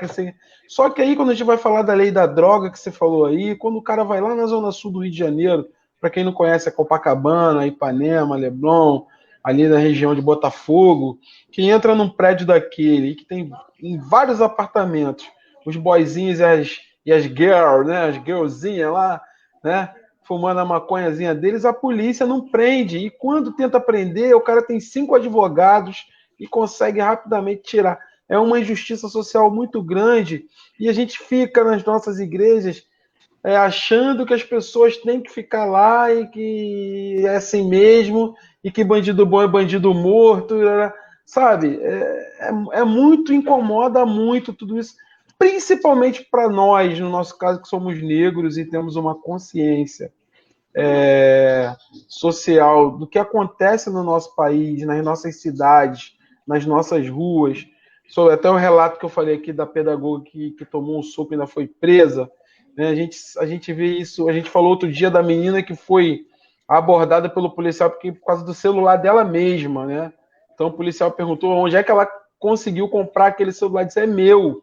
E o policial não acreditou. Quer dizer, é tudo muito difícil da gente imaginar com a quantidade de cristãos, católicos, protestantes, das várias denominações que a gente tem no Brasil. A gente viveu uma situação dessa, com uma palavra dessa que diz que quando a gente vai lá olhar o cara que está preso, a gente está olhando Jesus. Quer dizer, é uma loucura isso. Sinceramente, me deixa assim... Não, E outra coisa, rapidamente, não é ter coragem de ir no presídio que eu estou falando, não, que nem todo mundo tem nem estrutura para ir lá. Mas é criar mecanismos dentro das nossas igrejas para que não aconteça isso, para que essas pessoas possam ser vistas com justiça. Como é que nós vamos ter um país sem violência, com pessoas felizes, se 54,8% pelo menos da população não tem justiça, que são os negros e pardos? E uma coisa, Jefferson, que eu acho interessante, há uns anos atrás, o Laboratório de Violência da UERJ levantou esses dados, né, da morte violenta de jovem, de periferia, critério da raça, ligado à negritude. Mas só que ele apontou um caminho muito interessante, que o que pode romper com esse ciclo de violência, né, é a educação ou reforço escolar até os 11 anos. Então, as nossas igrejas podiam ser um espaço de inclusão, principalmente com o reforço escolar, não é? Tanto tempo fechado a semana inteira. Eu sei que tem um projeto maravilhoso do Frei Davi, não é? De pré-vestibular, isso é muito legal. Eu acho que são projetos que têm que ser replicados, principalmente no reforço escolar. Essa criança vai sair desse ciclo de violência, de morte, não é? Ou seja, exemplos positivos como o esporte, eu acho muito importante. É o que a gente estava falando, o reino de Deus é que nem um grão de mostarda, que alguém jogou no caminho e virou uma árvore frondosa. Então, a menor das sementes vira a maior das hortaliças, do qual as aves do céu vêm voar nela. Às vezes, o que eu vou fazer, o irmão da igreja católica, protestante, ou qualquer espaço da associação de moradores? Pô, a realidade é difícil, eu sei, mas você tem uma sala vazia aí, bota um projeto de esporte, bota um voluntário para fazer reforço escolar para a criança da comunidade. Você vai estar tirando, quem sabe, uma criança dessa da marginalidade. O exemplo dele não vai ser o garoto armado, porque, no fundo, esse garoto ganha pouco, só pode andar na comunidade, está armado para pegar a menininha, mas ele sabe que ele não pode sair dali, gente. Não é? Então, ele vai ter, esse menino, um outro exemplo, não é? Um exemplo positivo. A gente precisa inverter esse fluxo, né? São as pequenas ações. Né? E o que você falou com relação à assistência jurídica, né? É interessante que essa mesma pesquisa que eu citei, do ITCC, constatou o seguinte, que a lei, de fato, né, ela é essa abstração formal da lei. A lei, ou seja, é para todos. Ela é abstrata, não se aplica a ninguém, formalmente abstrata. Essa mulher só é vista, não é, de forma abstrata, formalmente abstrata, nos tribunais superiores. Mas só que, das mulheres que conseguiram recorrer, que se enquadram nesse quesito, os tribunais superiores, só 26% estão assistidas pela Defensoria Pública, 76% são por advogados particulares. Né? Então, eu não estou aqui falando mal do defensor, ele faz um bom trabalho, só que ele está sobrecarregado. Não é? E mesmo a polícia, eu acho que é preciso haver treinamento, valorização do policial. Não é? O policial precisa ser bem treinado, gente. Não é? Ou seja, ele reproduz um preconceito que está vigente na sociedade, não é verdade? A sociedade exala esse preconceito. Bandido bom é bandido morto. É o que a gente ouve. Não é? Há anos atrás, essa igreja mais conservadora, acho que o André pegou esse... A gente podia dizer o seguinte, bandido bom é bandido transformado pela graça, não é? E a gente cria nisso. Hoje, não. A gente não crê mais nessa verdade essencial do Evangelho, né? Que pode impactar o indivíduo, chamá-lo para o convívio fraterno e amoroso. Né? A gente precisa da polícia na sociedade, mas não dessa, uma polícia treinada, valorizada, bem paga, não é? Despida de Mas aí que está, pastor Divando. Bem treinada, despida de preconceito, porque quem morre também é o policial negro. Então, infelizmente, né, isso tem que partir do poder público, pagar melhor, treinar esse policial, não é? Uma polícia cidadã, não é? Cidadã, que faça parte da comunidade. Mas aí que está, pastor. Mas aí que está, pastor. A gente acabou de ver agora aí um caso... Infelizmente, os exemplos são o contrário, né? Sendo aí... São o oposto. Sendo enquadrada no que eles chamam de abuso de autoridade, não, de desacato à autoridade. Se ela não tivesse filmado, um instrumento totalmente autoritário. Aquilo foi um excesso, mesmo se houvesse o desacato, foi um excesso absurdo. Né? Quer dizer, mesmo se fosse o desacato, você não pode agredir o cidadão. Né? A polícia tem que defender o cidadão, né? Sim, não agredir. Sim. Não, mas aí que está o problema. Né? O problema, na minha opinião, assim, lá nos Estados Unidos houve aquela situação lá que o Floyd foi assassinado e tal. Os caras lutaram lá, estão lutando pela reforma da polícia.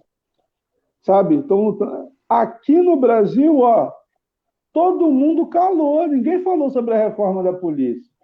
Ninguém está problematizando exatamente essa estrutura militar que, na verdade, cria ali um campo de defesa, cria ali um campo de força, onde, obviamente, a gente sabe, né, que hoje a gente sabe que, por conta também da milicialização da Polícia Militar no estado do Rio de Janeiro, que há esse processo de proteção, há esse processo de acobertamento. E aí a gente vê hoje que a gente tem visto há muitos anos. sabe? Então, na minha opinião, pastor, é necessário uma mudança radical na sociedade. Claro. Porque a lógica da polícia, a lógica da estrutura prisional e a lógica do judiciário hoje que trata disso é uma lógica escravocrata racista. Claro. Porque é inadmissível. Pô, o aviãozinho aí, o helicópterozinho do rapaz aí, que estava pesado, o helicóptero do rapazinho aí, né? Com um monte de situação aí. Até hoje, a situação do avião aí, da FAB, que apareceu com pó, com 40 quilos de pó puro. Ó, vale um dinheiro. Cadê, gente? Até hoje, ninguém sabe de nada. Mas eu sei que um rapazinho preto estiver na pista e se tiver de mau humor, vão forjar em cima dele e vai segurar tudo. Sabe? Então, e o judiciário, obviamente, vai abraçar, vai, não, meu irmão, você é bandido. Então, na minha opinião, é tarefa da igreja também se posicionar em relação a isso, pastor. Mas hoje, a igreja, que dizia lá atrás que o bandido transformado, bandido bom é bandido transformado, hoje está pagando pela língua, porque dizer que bandido bom é bandido morto, e tem uma galera aí envolvida em rachadinha, envolvida em um monte de coisa, todo mundo, ó, ninguém fala mais nada. Ó, falavam de corrupção, vai pra cadeia, todo mundo agora, ó. Entende? Então, a situação está complicada. Deixa eu só falar uma coisa em relação a essa questão. Evangélico que não divorcia mais, mata o marido. Não, que escandaliza menos. Foi pior ainda. Ó, não pode deixar, não posso me separar porque vai escandalizar a igreja. Mas matar escandaliza. Olha, Deus me perdoe. Não, cara, eu oro por essa família. Eu peço a Deus que isso sirva para as pessoas lidarem com a verdade, né? O apóstolo Paulo nos diz: nada podemos contra a verdade, só a favor da verdade, né? Então, Deus não quer uma relação ruim, né? Onde você se sinta maltratado, violentado, né? Eu acho que um casamento tem que ser casamento de alma, não só um contrato de direito civil, né? Então, eu acho que o divórcio é uma ótima saída. A gente tem que entender até melhor o texto de Cristo, naquele contexto. O que ele quis dizer? Muito mal interpretado, né? Tem muitos pastores que mandam, não, tua filha, ele manda a menina continuar num casamento abusivo, porque não é filha dele, né? Que se fosse, ele já tinha procurado o advogado. Então, é preciso olhar. A mulher, na época de Jesus, ela não existia nenhuma rede de proteção. Ela não trabalhava, ela dependia do marido. Tem texto jurídico na época de Cristo que está escrito o seguinte: eu me separei dela porque tinha um pé torto. Então, ele, sem descumprir a lei, ele fazia quantos divórcios ele quisesse no mesmo dia e casava de novo. Isso que Jesus quis dizer, né? Você tratar o outro com dignidade, não é por qualquer motivo, mas tem muito motivo. Melhor morar com rixoso, melhor morar sozinho do que com rixoso, com homem rixoso, com a mulher rixosa na mesma casa. Tem milhares de motivos. Então, até Cristo você tem que ler naquele contexto. O que ele quis dizer, né? Então, é muito preconceito e ignorância, né? Mas, pastor, sabe o que eu acho também? Essa questão do bandido bom, bandido morto, toda essa questão da gente colocar as pessoas nesses depósitos de gente que são as... Olha o Ting Fu aqui, cara. Olha o Ting Fu. Maravilha. Gente, tira o Ting Fu daqui, pelo amor de Deus. Ele está denunciando, rapaz. Ele está tocando na cabeça. Aí, é um arauto. O que acontece? Tudo isso tem muito a ver com a sociedade e com a lógica que a gente está vivendo, neoliberal, capitalista, do descarte, né? Então é o seguinte, a gente tá vendo o ser humano como a gente vê qualquer coisa tem que ser descartada, tem que ser jogada fora, que é instantânea. Outra coisa é a questão do instantâneo, as coisas têm que acontecer naquela hora. A gente está vivendo isso, ninguém tem paciência, ninguém tem visão para entender que uma transformação demora. Sociedade líquida, né? As relações são líquidas. Né? É do Bauman, né? Do Bauman.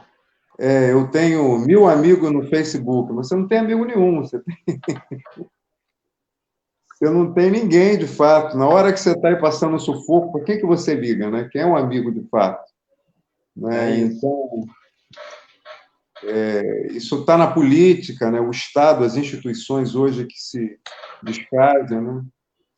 Então, o brasileiro estava tão insatisfeito com a política como o europeu, né? Acho que a democracia liberal, o sistema representativo de poder está em crise, né? Acho que as E todo mundo, instituições estão em crise. e todo mundo achava que ia resolver o problema de uma hora para outra. E aí escolheu um caminho que o cara diz assim: não, vou acabar com isso, vou acabar com aquilo. Só que ele esqueceram de ler depois, na outra parte, e que estava tudo em branco, não tinha como eu vou construir. Só tinha que eu vou acabar. Entendeu? Então as pessoas estavam tão desesperadas, e um desespero também que foi plantado, né? Que a gente hoje já sabe disso, que as pessoas escolheram alguém, ou alguém, no caso do Rio de Janeiro, foram vários alguém, né? Não é um alguém só. Então, que acabaram achando que o negócio ia de um dia para o outro ser resolvido, esquecendo de que uma nação, uma civilização, se faz a partir de um processo, de que a gente vai acertando, errando, acertando, acerta, erra, acerta, até a gente conseguir chegar lá no final. E cada um vai somando um pouquinho, a gente vai, não essas coisas abruptas que são escolhidas de uma hora para outra. Então, esse é o Mas problema. eu acho que o próprio sistema propicia isso, né? Quando você... O que é o sistema representativo de poder? Você votar no indivíduo, seja o parlamento, o executivo, que você não vai ver nunca mais. Na verdade, a própria Constituição, ela traz princípio de democracia representativa, mas também participativa. E um deles são os conselhos de direitos a nível municipal, estadual, federal, são paritários, metade poder público, metade eleito por membro da comunidade. A gente tem que participar da gestão pública. Eu sou político no sentido mais da raiz da palavra, na sua etimologia. Né? Eu sou habitante da polis, como era na cidade-estado grega. Né? E como habitante da polis, eu quero decidir de forma direta o destino da polis, não votar em alguém. Né? Ou seja, essa tradição messiânica, né? Um salvador que vai me salvar. Não, eu sou agente da minha própria transformação, participando dos conselhos de direito. Eu acho que a lei de transparência, hoje no Brasil inteiro, surgiram observatórios sociais, não é? São entidades fundadas com o objetivo de fiscalizar as contas públicas. A lei da transparência determina isso. Diversas licitações foram interrompidas por interferência dos observatórios sociais. Eu estimulo a cada pessoa a participar. Essa lei de 2009, a lei da transparência, eu dei uma palestra uma vez na Estácio de Petrópolis sobre corrupção. Isso é um fator que incide diretamente na diminuição, não é? Do que diz respeito à corrupção. Você não deixar só para os tribunais de contas, mas você olhar, os editais têm que ser colocados. Existe, eu estava lendo um edital de uma cidade do Paraná, interessantíssimo, um observatório social fundado por lá.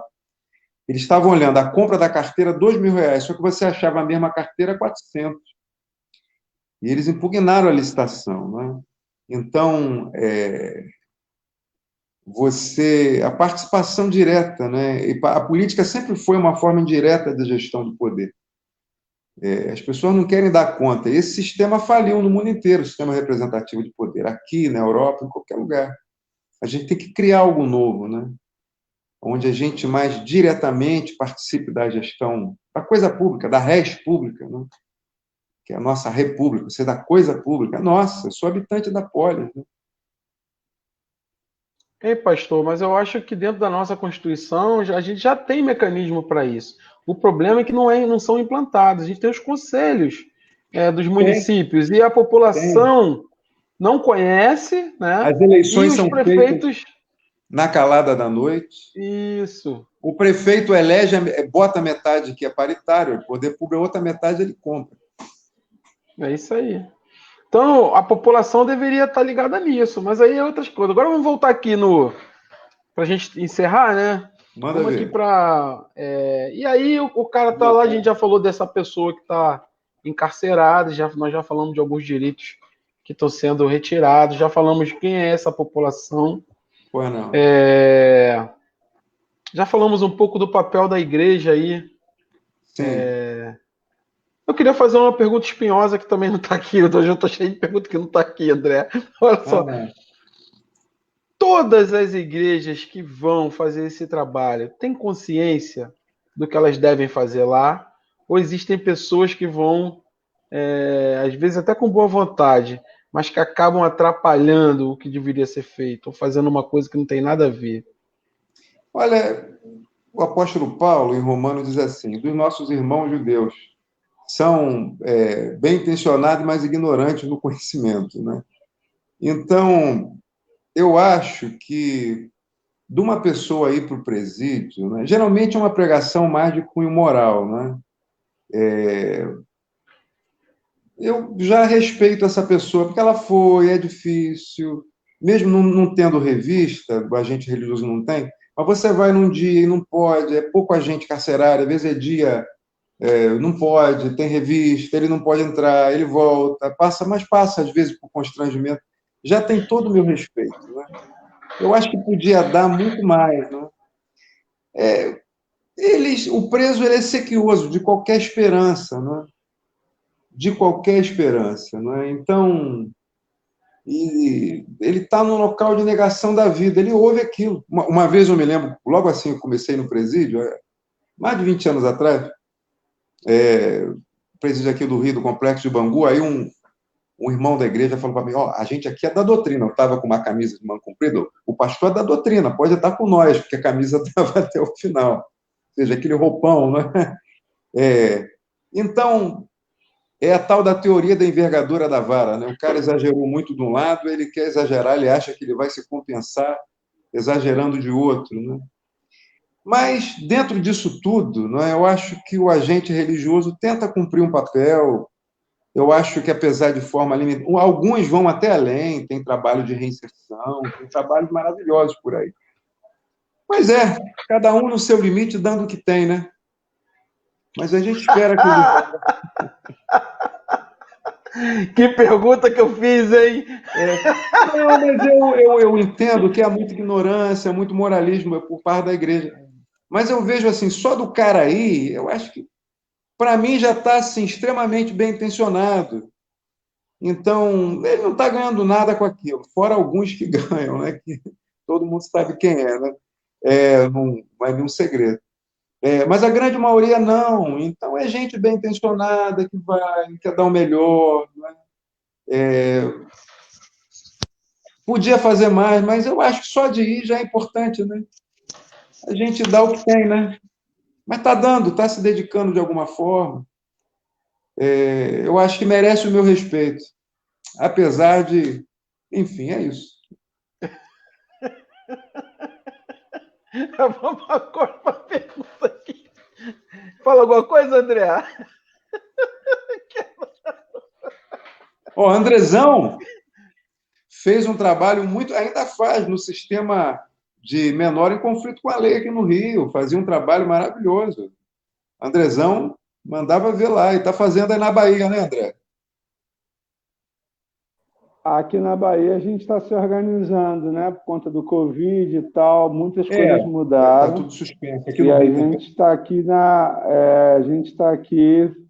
na verdade, na expectativa para a gente retomar o trabalho com os adolescentes privados de liberdade, que não é uma coisa tão simples assim como o pastor Divandro falou.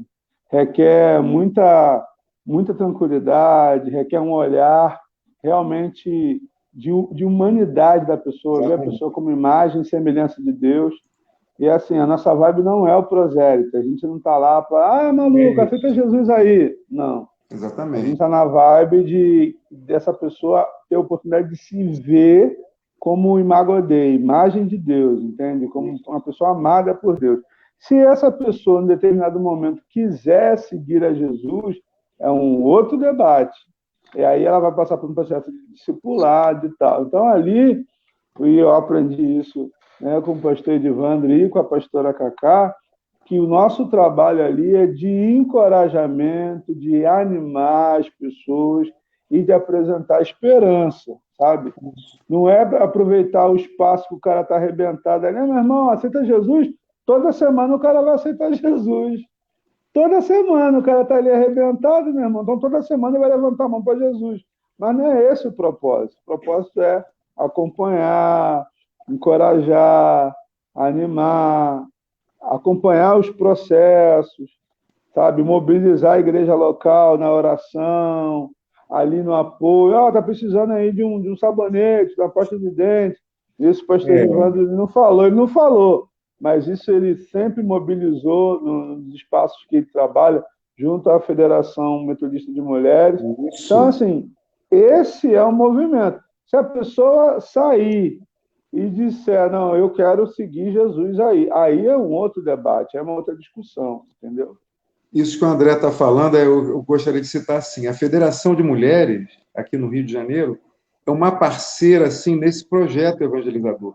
Elas fazem doação de sabonete, pasta de dente para mulheres encarceradas, né? E eu, aqui no Rio, eu estou assim, tentando ter um foco mais para a mulher, que ela é sempre mais discriminada até dentro da prisão, né? Quando o homem é preso, né, tem mulheres que há 30 anos acompanham esse homem e têm filho com ele no parlatório, cria fora. Primeira coisa que o homem faz quando a mulher é presa é abandoná-la. Então, uma marca da mulher encarcerada é o abandono da família e do companheiro. E a mulher, o número de encarceramento feminino, apesar de ser 5% masculino, ela tem crescido exponencialmente. Eu aqui, graças a Deus, a gente conseguiu, eu acho um avanço, a gente já deu entrada no start no processo de credenciamento, na unidade materno-infantil, onde as presas têm filhos até 6 meses em amamento. E quem eu credenciei lá? A ex-presidente da Federação de Mulheres, a Mesa. Daqui só tem mulheres da federação que vão nessa unidade para formalizar, para ampliar essa parceria. A gente vai colocar isso no papel. A presidente da federação é uma parceira. Elas fazem doações, como eu digo, de sabonete, pasta de dente, bíblias. São gente de Deus, porque, para quem não conhece as igrejas, 70% são femininas, né? Eu costumo dizer o seguinte, na igreja o homem gosta de mandar, o jovem de fazer barulho, mas não é, André? Quem trabalha é a mulherada. A mulherada trabalha, bicho. Trabalha. Os jovens aí, pastor. Não, com todo respeito. Não, olha só, aqui eu quero dizer, os jovens, aqui no Rio, eles fazem um trabalho missionário, escolhem uma comunidade de periferia uma vez por ano, fizeram em Itaguaí, isso é maravilhoso que eles fazem. Federação de Jovens tem um trabalho, eu só falo brincando, tem um trabalho maravilhoso. Os homens aqui da igreja têm dado um novo impulso, até o ex-presidente morreu agora, eu dei até uma palestra para eles em alguns momentos. Então, são grupos que trabalham, os grupos societários. Eu falei assim, em tom de brincadeira, a Federação de Jovens tem se envolvido em questões sociais, sempre escolhe uma comunidade de periferia, faz um trabalho, não é, André, de mobilização. Agora, o grupo que se destaca são as mulheres, não dá para negar. Elas trabalham, às vezes, sem poder mesmo. Sem poder, literalmente, né? Mas, assim, eu costumo dizer, queriam acabar com a Federação de Mulheres. Eu falei, não deve ser pastor metodista. Pastor metodista tem que ser inteligente, porque a mulher, ela é mãe de alguém, avó de alguém, nem que esteja para fazer política, você tem que ter uma boa relação com a Federação de Mulheres, não é? Quando eu era pastor local, as mulheres eu nunca deixei de visitar, culto eu estava juntinho. Ela é a maioria na igreja, é um grupo que é fiel, que trabalha, que merece todo o meu respeito, viu? Eu quero aqui, eu bato palma para as federações. Eu sou assim. Tem homem que tem medo de ficar do lado de mulher empoderada, né? Eu não, é porque eu fui criado com mulher assim. Minha mãe manda a paca. Minha mãe e minhas tias eram pessoas empoderadas, pessoas com opinião. Então, sempre respeitei as mulheres. Eu não tenho nenhum problema de disputa de poder, de espaço. Eu não vejo isso com maus olhos. Mas, pastor, em todas as igrejas são as mulheres. Com certeza. Elas estão em frente de tudo. Né? E durante muito tempo, os homens seguravam as lideranças ali e tal. Hoje, até na Igreja Católica, isso tem diminuído bastante. Tem muitas mulheres que estão assumindo lideranças de grupos, de pastorais, né? Porque são elas que estão ali, elas que dão sangue, elas que fazem, entendeu? Na verdade, nós homens somos preguiçosos pra caramba, muitas vezes, né? Você viu o André? O André tem uma bispa, não é? É. Bispona, referência do bem. André, quem não sabe, é secretário de Ação Social, é o meu homônimo, a mesma função, aí na região, aí na Hamilton, né? Ele é secretário de Ação Social aí, tenho certeza que já está exercendo um bom trabalho. E a pandemia deu uma segurada na gente, né? Todos nós, mas legal, Mas maravilha. vamos fazer aqui as perguntas finais. Vai falar, André? Manda ver.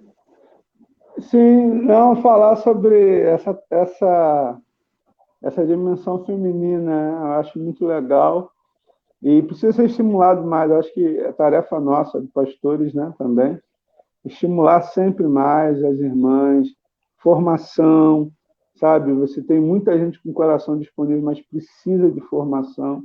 E o trabalho se desenvolve de forma tranquila, né? Tranquila mesmo. E como o pastor falou, né? A gente aqui no Nordeste estamos com a Secretaria de Ação Social, sendo que esse ano arrebentou mesmo, porque cada, cada, cada igreja local teve que se reinventar e tocar as suas ações em relação à assistência, né? Então, a gente não teve condições de fazer uma grande articulação em relação a isso, porque, obviamente, todo mundo pegou de surpresa, né? Mas, assim, o mais legal de tudo é que todas as igrejas reagiram, assistindo as pessoas, cuidando das necessidades do povo. Então, isso é muito legal, né? Para nós metodistas, isso é motivo de muita alegria, saber que, Maravilha. mesmo diante da dificuldade, o povo seguiu em frente acolhendo. Um dado interessante só em relação à questão da mulher na igreja, a igreja da Dinamarca, parece que agora a maioria dos sacerdotes lá, do pessoal que ministra os cultos, as bispas e tudo mais, são mulheres, né? Então agora parece que as mulheres já são a maioria dentro desse serviço nas igrejas. Então é uma realidade que a sociedade tem que abraçar e a gente faz aqui uma luta aqui meio que no silêncio na Igreja Católica para que se ordene as mulheres também, né? Eu acho que seria hoje dentro do sistema que nós temos de poucos padres, poucas vocações e as mulheres dentro da igreja trabalhando, irmãs aí. Aqui a gente tem duas irmãs, duas freiras que estão com a gente, estão sempre aqui participando do nosso encontro. Duas não, são três, a irmã Denise, a irmã Daniele e a irmã Vilma estão sempre com a gente aqui, né? Cada uma no seu trabalho. Então, são irmãs que, se quisessem, poderiam muito bem ser sacerdote, né, ministrar o culto na Igreja Católica, e a gente luta, logicamente, com as armas do diálogo, de diplomacia, para a gente tentar, eu acho que ter isso dentro da igreja também, que eu acho muito importante, e essas irmãs dão um sangue muito grande para que o reino de Deus seja instalado também em lugares aí. A gente teve agora duas freiras que foram sequestradas lá em Moçambique, né, fazendo trabalho de evangelização e de cuidado de uma área paupérrima de Moçambique, que não tinha nada, e elas foram sequestradas lá por uma milícia islâmica que está se criando lá naquela região. Então, na região de Pemba, na verdade, é o nome da região lá. Então, é interessante a gente ter essa visão. Mas, pastor, para a gente aqui, vamos falar um pouco, então, agora da saída desses irmãos e dessas irmãs do sistema carcerário, né? As igrejas, de um modo geral, estão preparadas para acolher esse pessoal que sai do sistema e as suas famílias? E aí, para melhorar a pergunta, quando essas pessoas estão encarceradas, as igrejas têm um trabalho de apoiar as famílias que estão aqui fora? Esse sempre foi o grande desafio, a dificuldade que a gente teve com muito pouco recurso, né? A gente trabalha com voluntário, né? Eu creio que isso é um projeto a ser construído, eu estou com muita esperança, né? Principalmente com relação às mulheres, não é? A gente está construindo um projeto aqui junto com a Federação de Mulheres, e principalmente agora, elas sempre foram parceiras, mas agora com o credenciamento delas na unidade materna infantil, a gente quer construir isso junto com elas, né? Tentar algum tipo de financiamento, que demanda recurso também. Mas eu creio que isso é uma possibilidade e uma esperança, mas até o momento a gente tem recurso muito findo, muito escasso, né? A gente teve, assim, projetos no cárcere, projeto de costura, já consegui montar, presídio tudo é difícil, né? A gente conseguiu, uma época, com o ICP, Instituto Central do Povo, uma instituição nossa, montar um curso de qualificação profissional dentro do presídio de informática, levamos diversos computadores para lá. Mas aí, como a gente não podia botar um instrutor permanente, a gente treinou alguma presa.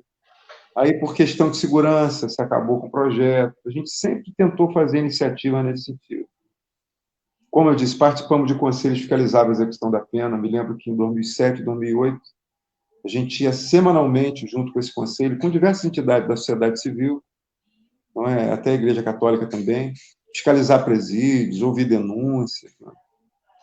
E tem histórias diversas, né? Até na construção do hospital aqui.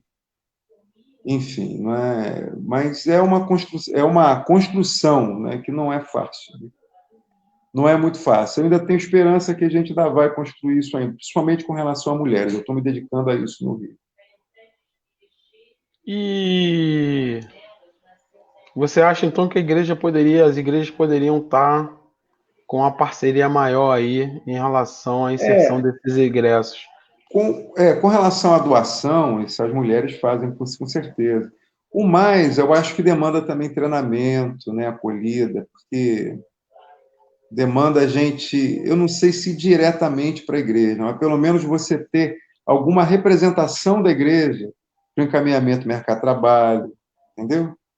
Isso é uma coisa a ser construída. Eu tenho esperança que a gente possa, quando passar a pandemia, desenhar um projeto nesse sentido, principalmente com relação às mulheres. É lógico que a necessidade humana sempre vai ser maior do que a capacidade da gente atender, né?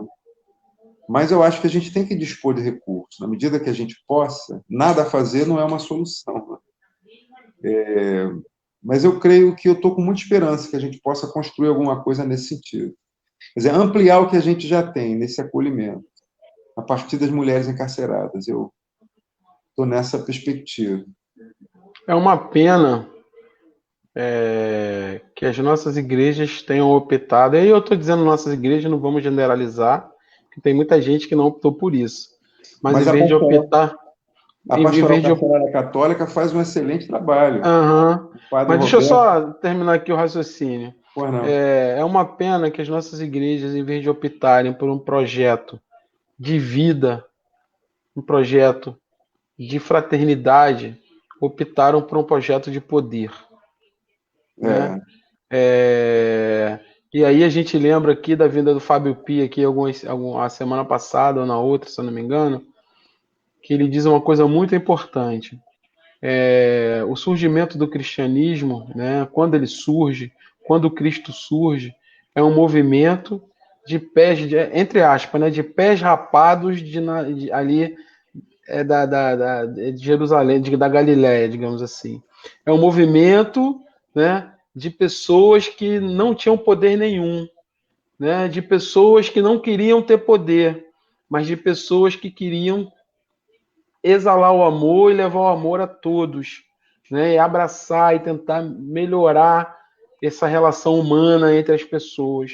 Mas, infelizmente, nós cristãos, na nossa história, optamos por um projeto de poder, né? Isso é muito triste, porque a gente vê o quanto a gente está deixando os nossos irmãos necessitados e excluídos ficarem fora da roda, né? Ficarem fora da comunidade humana, da fraternidade humana. Então isso é muito triste a gente escutar. E cada vez que a gente faz um diálogo da esperança, né? A gente tem essa tristeza, mas dialogando sempre com a esperança de buscar, a partir desses debates, construir um caminho melhor para todo mundo, né? Então o debate é para isso. Então a ideia é essa, mas é muito triste a gente ver que nós optamos pela coisa errada. A gente não podia estar no Estado, a gente não devia ser assim, uma voz que definisse todas as políticas do Estado.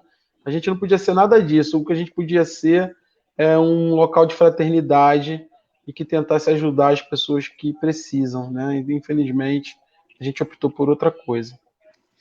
Mas, irmão, eu avalio o seguinte, né? Todo líder, Max Weber, né, que é o grande sociólogo que discutia as instituições, ele diz o seguinte: a tendência de toda a instituição se enrijece e morre. A igreja era um evento de gente. A palavra eclésia, igreja, vem da Assembleia da Cidade-Estado grega de Atenas. É gente, igreja é gente. Igreja não é templo, igreja não é catedral, não é um mármore. Igreja é gente que se reúne, é isso. A palavra igreja é essa. Mas o problema dos pastores, os padres, os bispos, o que acontece? Eu me lembro, eu tiro por mim, né? Quando eu estava no seminário, eu peguei um pouco das discussões da teologia da libertação, eu fui para a igreja. Quando eu fui para o seminário, eu queria organizar as pessoas, fazer da comunidade uma comunidade terapêutica, de encontro, de perdão. Quando eu fui pastor local, irmão, sabe o que eu fiz? Apartei briga de crente velho o tempo todo. Toda a minha energia eu usava para isso, para evitar conflito entre os irmãos da igreja. No fundo, cara, os padres, os bispos, os pastores, a gente vira zelador da instituição e a gente não se dá conta desse processo. Não é por maldade, não. E quanto mais ele ascende na instituição, mais ele se preocupa em defender a instituição, porque defendendo a instituição ele se defende. Isso é uma coisa tão subliminar que a gente não se dá conta, só que a nossa função não é defender a instituição, é ser porta-voz do reino, é encarnar o reino, é ser agente da Boa Nova. E se a instituição não está sendo agente da Boa Nova, para que a instituição? Essa é a grande pergunta. Igreja só é igreja se é a semelhança de Cristo. Igreja não é corpo de Cristo. A gente se assemelha ou se desassemelha a Cristo, né? A gente perdeu Cristo como referência. Se a gente tivesse Cristo como referência, a gente ia amar mais. Não ia defender o ódio, ia armar a gente, né? A gente ia perdoar, armar, não armar, mas amar. Então, preciso que a gente se dê conta desse processo. É preciso que a gente se dê conta desse processo. Mas a gente só consegue se ver na luz da verdade. Nada podemos contra a sua favor da verdade. Eu falo isso com todo amor, eu não criticando os irmãos pastores. Os padres, sempre tem muita gente boa, melhor da intenção, não. Depende de pessoas engajadas. E às vezes não se dá conta, ele está numa roda de suicídio. Pastores é uma roda. Começou nos Estados Unidos, tem alguma questão. Gente que vive um processo depressivo, não consegue se entender, tentando atender uma demanda que não consegue. É preciso que a gente se organize. A igreja não tem, ela tem seu espaço.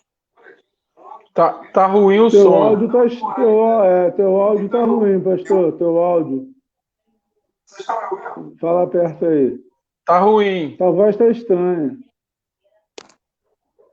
Está dando para ouvir?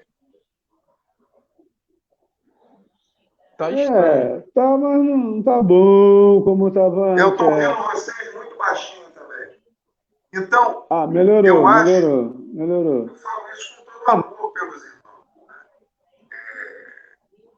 Não é uma crítica destrutiva, não, pelo contrário. Muita gente bem intencionada que se for vocacionada e cuidar de gente e virou zelador das coisas. Tem que ser assim.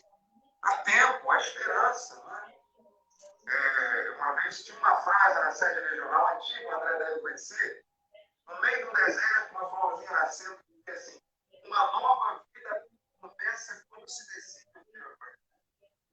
Então a gente precisa ver agora, deve voltar ao primeiro amor, ao chamado efetivo, vocacional daqui. É servir gente, é cuidar de gente, a semelhança de Cristo. Esse é o ministério pastoral. E olha, isso não é para alguns, todos devemos ser pastores. A gente precisa ter uma igreja pastora, né? Uma igreja que se cuida mutuamente, cuida do mundo, por exemplo. Tem uma frase que está em Jones, no livro Cristo e Sofrimento Humano, ele diz o seguinte: o espírito que emana da cruz é vicário. Cristo na cruz fez o sofrimento do outro seu sofrimento, o pecado do outro seu pecado. E a falta desse espírito mata enquanto sociedade. Esse espírito vicário de sofrer a dor do outro, ter um coração cheio de misericórdia, meu coração, não é? Se sensibiliza com a miséria do outro. Não é? Então, chorar os que choram, isso é um ideal. Eu sei que é bonito falar, mas o ideal é ser perseguido, é uma decisão, né? Cada dia, nas limitações da gente, sem nenhuma complexidade, não é? Eu sei, O evangelho é simples. Tá? O caminho da fé é simples. Jesus apontou o caminho. Né? Não é fácil, não é? Tereis aflições, mas olha, eu venci o mundo. É possível. Não é fácil, mas é possível. A gente não está sozinho, o Paráclito, né? O Espírito de Deus está conosco. Né? O Paráclito, o Consolador, está aqui, a gente não está sozinho. Vocês estão aqui, movidos pelo Espírito para fazer isso. Cada um na sua trincheira, a gente precisa crer nisso. Crer na simplicidade dessas palavras, crer na simplicidade do Senhor.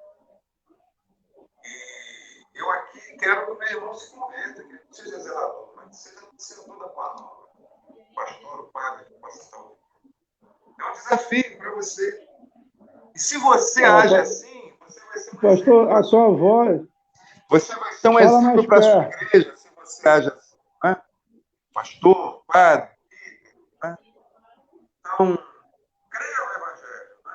Não precisa mercantilizar a fé, nem vender o óleo. Né? Precisa ser anunciador da boa nova. Então, pastor, o povo não está conseguindo o povo não está conseguindo te ouvir, não. O povo... Eu estou te ouvindo. Deixa eu só fazer aqui um negócio que a gente faz hoje. Eu não fiz, André. Passar o povo aqui. Rapidamente fiquei direto aqui e esqueci. Né? Então vamos lá. Fui colocando as falas e eu quero dar boa noite para a Chayana Batista, para o Rodinei Vieira Lessa, para a irmã Denise Vitor Balbino, né? O irmão Renato Freixo, que está participando aí direto, dando boa noite, falando do livro que ele escreveu sobre a questão da polícia, né, e tal. A irmã Daniele Lopes está sempre com a gente. A irmã Cileia Oliveira, graça e paz. Aline Brum, boa noite. O Aldo Lima, que esteve com a gente na semana passada, falando da questão lá dos quilombos, lá no Maranhão, no Pará. Está aí com a gente também. Naninha Monteiro, dando boa noite. Alexandre Oliveira, nossa irmã. Ilma Ferreira, minha cunhada, estava assistindo aí também. Tem que falar dos parentes, né, André? Boa noite aí. A Luci Luz voltou, tinha tempo que eu não a via, rapaz. Também dando boa noite, está aqui com a gente. Raquel Siqueira, que é lá da paróquia Nossa Senhora Aparecida em Nilópolis, também dando aqui um alô. Eu não vou ler os textos grandes, não, que eu já botei no ar, para a gente não estender muita discussão, tá? A Tereza Cristina Daia, lá de Petrópolis, da UFS, dando boa noite. Márcia Rodrigues, lá de Cabo Frio, irmã da UFS também. A Luciana Falcão, que esteve com a gente aqui também no nosso Diálogos, falando de pedofilia e abuso infantil. A Alexandra, quando eu falei, saiu do ar o pastor. A Alexandra que falou aqui do documentário. Ele acabou caindo. Documentário, 13ª emenda do documentário que eu falei naquela hora lá que eu estava falando, muito bom.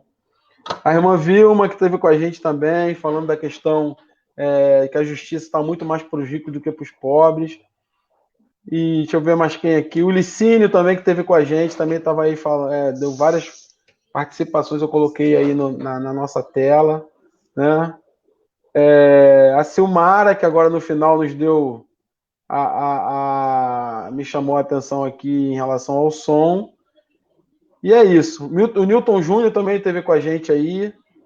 E assim, eu acho que a gente vai encerrar, né, André? Que ele não deve voltar. Não, já voltou. Olha o pastor aí. Agora melhorou o som, eu voltei.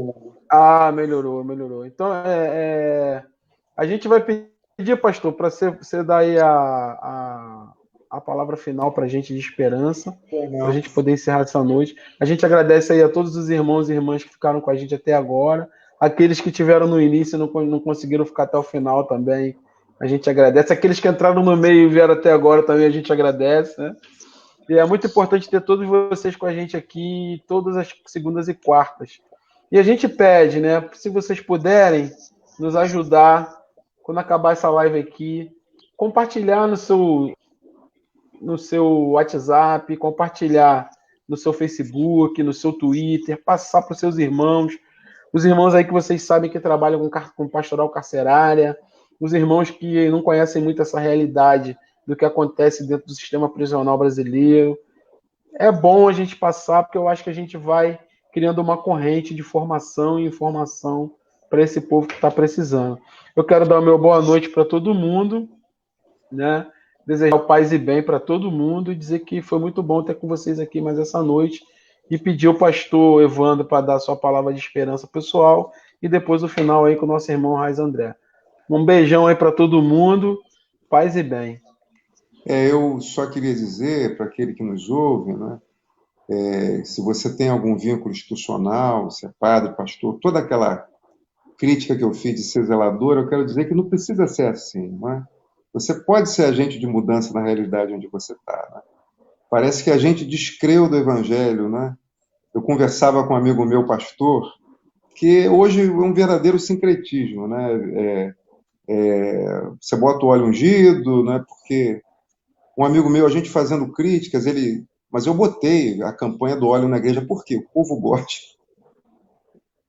O povo gosta. Eu fico me perguntando, a gente descreu do evangelho, né? Ou seja, dessa palavra simples, chamar o outro para a solidariedade, para o amor, para a misericórdia. A gente precisa voltar a crer nisso, né? De forma simples, né? E ser exemplo para a sua comunidade, né? Não imbecilize o povo, né? Quer dizer, o povo come comida ruim porque é a única coisa que ele tem. Se você der alguma coisa melhor, ele vai comer também. É preciso que você creia na mensagem do Evangelho, né? E seja agente de mudança na realidade onde você está. Meu irmão, meu amigo, não é? Seja agente da bondade, da misericórdia, não é? Se engaje com a vida, né? Com a esperança, não é? Creia no Evangelho. Palavras sim, segundo Jesus. Evangelho segundo João, Marcos, Paulo, aqueles nossos amigos lá do século I, não é? Não segundo o televangelista que você vê na TV. Maravilha, maravilha. Agradecer ao pastor Edivandro por compartilhar o tempo dele, compartilhar a caminhada. E a palavra de encorajamento para o povo está em Hebreus 13, verso 3, que diz: lembrai-vos dos presos e das presas, como se estivessem presos com eles e elas, e dos maltratados, maltratadas, como sendo vós mesmos também no corpo. Ou seja, lembre daqueles daquelas que estão privados de liberdade, coloque na sua pauta de oração e veja como você pode ajudar. Seja a bênção para essas pessoas, seja motivo de encorajamento e ânimo para essas pessoas que estão em situação de privação de liberdade. Um forte abraço para você que ficou com a gente até agora. Paz e bem. Amém.